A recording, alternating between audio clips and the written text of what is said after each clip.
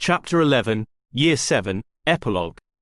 Stop hovering like a bloody mother hen, Weasley, Tobias growls. Ginny rolls her eyes, but does take a deliberate step away from him, her hand dropping from his arm.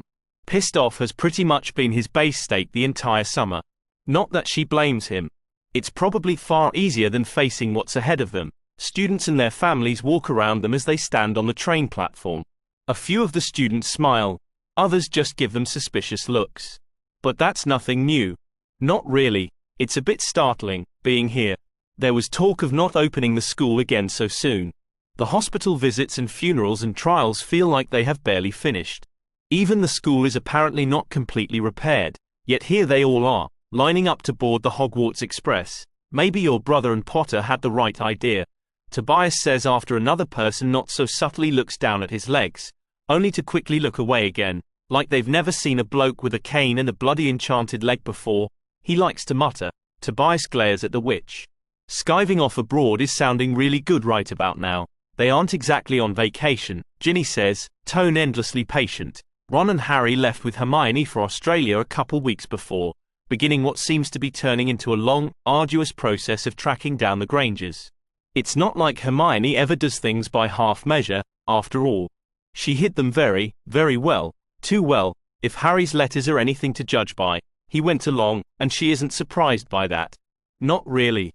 The three of them are doing it as a unit, as they have done all things for the last 7 years. He's promised to write this time at least, and that's better. He even promised to come back. Someday. She may even believe it. Tobias sighs. Are we sure we want to do this? Ginny is momentarily distracted by the sight of Astoria crossing the platform, one steady as she guides her trunk up onto the train. It looks wrong, seeing her without Caroline by her side. No, she says. Not in the slightest. Tobias huffs. Well, then, just so we're clear, she must drift for a moment, losing time and place the way she does sometimes, because Tobias touches her arm. Gin, he says, voice soft. She gives her head a small shake, looking up at him. His fingers squeeze gently, as if reminding her that they're doing this together. She gives him a bracing smile.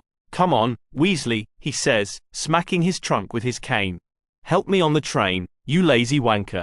I'm a bloody war hero. She takes his arm.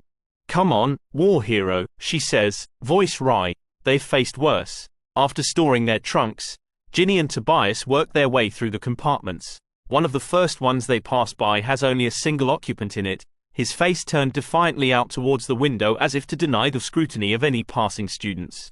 But despite the meticulous clothing and perfectly slicked back hair, his fingers are pressing into his thighs, betraying discomfort. It's strange to see him sitting alone. But Ginny thinks that's the way it will probably be from now on. Now that there is a clear winner and a loser, people find it much easier to toe a line. Gin. Tobias says, noticing she hasn't followed. Give me a minute. She says. His eyebrows lift, glancing into the compartment. Suit yourself, he says. Draco looks up as she pulls the door open, and there's none of the posturing or belligerence she might expect. She isn't sure if that's because he's resigned himself or if they maybe reached a bit of an understanding at last. She thinks it probably doesn't matter. Weasley, he says, voice wary. She doesn't say anything right away, taking some perverse pleasure in letting him squirm. She's honestly surprised to see him here. She wouldn't have expected him to be daring enough to come back. Maybe this is what Dumbledore and Snape worked so hard to achieve though, one less victim to Voldemort's campaign of fear. Harry probably had a little something to do with it as well, that Draco ended up on this train and not in a cell. Or maybe the Malfoys' disgrace from both sides is thought to be punishment enough. She supposes only time will tell. You just planning on staring at me? He demands, nerves betrayed by the way his hand isn't completely steady as he runs it over his hair. She deliberately looks down at his arm, the smooth, untouched skin, as if the mark never sat there. He tucks his arm into his chest, a shadow passing over his face.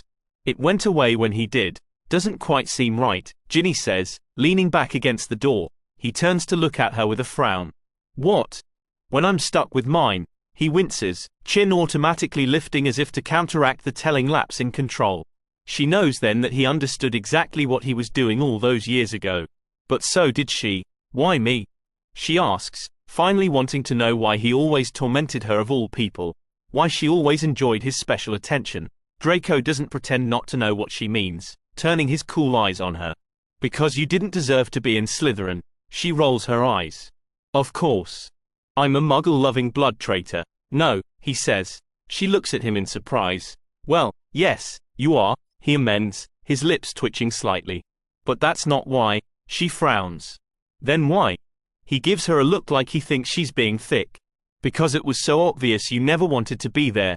Ginny blinks back at him in surprise. She never considered how apparent that might have been to the others. But maybe the stranger part is that she can't even imagine being anything else. She crosses over to sit down next to him, Draco leaning back as he does, his hand reaching for what she assumes is his wand. But rather than cursing him, Ginny merely pulls up her own sleeve, holding her arm out to him.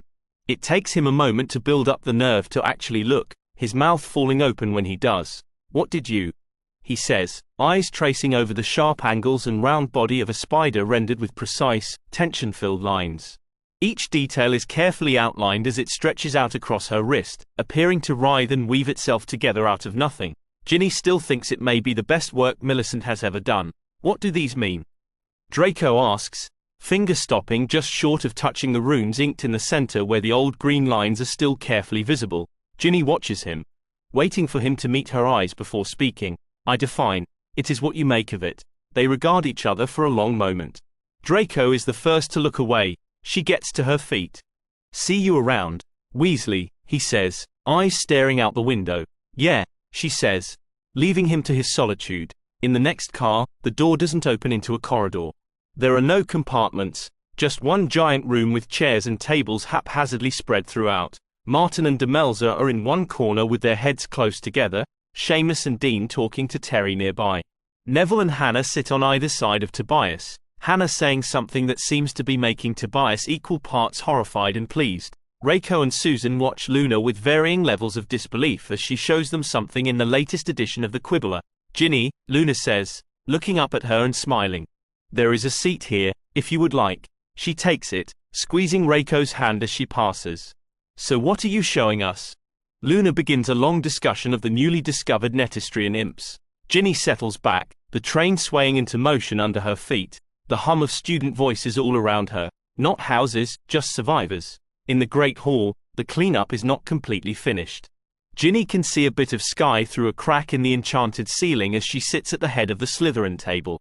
It makes her think of Quidditch and open spaces and an entire world of possibilities. She listens to the Sorting Hat sing its song, this one operatic and lilting and no doubt years in the making. Brighter days and new purpose, a future some began to doubt would ever be. 4 pillars. 4 foundations. 4 friends. Hogwarts stands or falls. It's just a hat, but Ginny feels like maybe it's looking straight at her.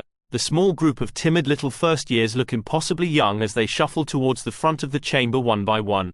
Ginny meets each of the newly sorted Slytherin with a steady gaze and a solemn little nod.